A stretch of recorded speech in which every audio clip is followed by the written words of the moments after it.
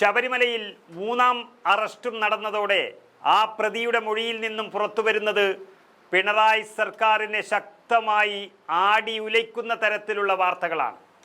ശബരിമല സ്വർണ്ണക്കൊള്ളക്കേസിൽ റിമാൻഡിലായ മുൻ executive officer Sudheesh കുമാറിൻ്റെ മൊഴിയിലെ തെളിവുകൾ അത് അടിസ്ഥാനമാക്കിയാണെങ്കിൽ ഇനി തുടരന്വേഷണത്തിൽ വലിയ ട്വിസ്റ്റാണ് സംഭവിക്കാൻ പോകുന്നത്.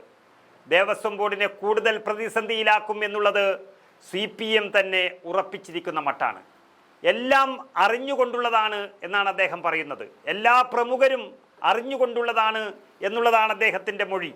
ഉന്നത ഉദ്യോഗസ്ഥർ പറഞ്ഞത് പ്രകാരം മാത്രമാണ് പ്രവർത്തിച്ചത് എന്നാണ് സുധീഷ് കുമാർ ക്രൈംബ്രാഞ്ചിനും മൊഴി നൽകിയിരിക്കുന്നത്. താൻ മാത്രമല്ല, അന്നത്തെ ദേവസ്വം ബോർഡ് ഭരണാധികാരികളും ഉന്നത ഉദ്യോഗസ്ഥരും ഇതിൽ ശക്തമായി ഇടപെട്ടിരുന്നുവെന്നും മേൽത്തട്ടിൽ നിന്നുണ്ടായ നിർദ്ദേശം പാലിക്കുക മാത്രമാണ് താൻ ചെയ്തതെന്നും നിതീഷ് കുമാർ മണിക്കൂറുകൾ നീണ്ട ചോദ്യം ചെയ്യലിൽ അന്വേഷണ സംഘത്തോട് വെളിപ്പെടുത്തിയിരിക്കുകയാണ്.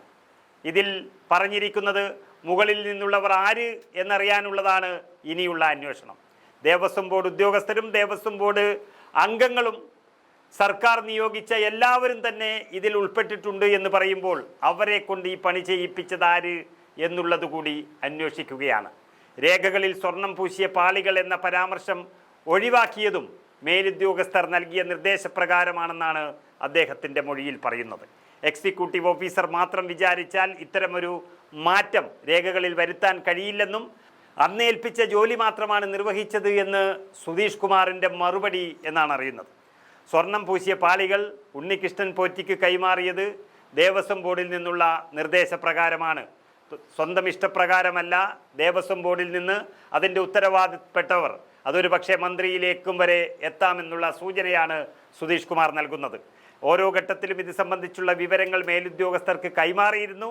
രേഖകൾ അപ്പോൾ തന്നെ മേലുദ്യോഗസ്ഥരെ ധരിപ്പിക്കുകയും ചെയ്തിരുന്നു. അവരാരും ചെമ്പുപാളികളെന്ന് എഴുതിയത് തിരുത്തിയില്ല, എതിർത്തതുമില്ല. നടപടികൾ എല്ലാവരും അറിഞ്ഞിരുന്നു എന്ന് പറയുമ്പോൾ പച്ചയായ കൊള്ളയാണ് നടന്നിരിക്കുന്നത്.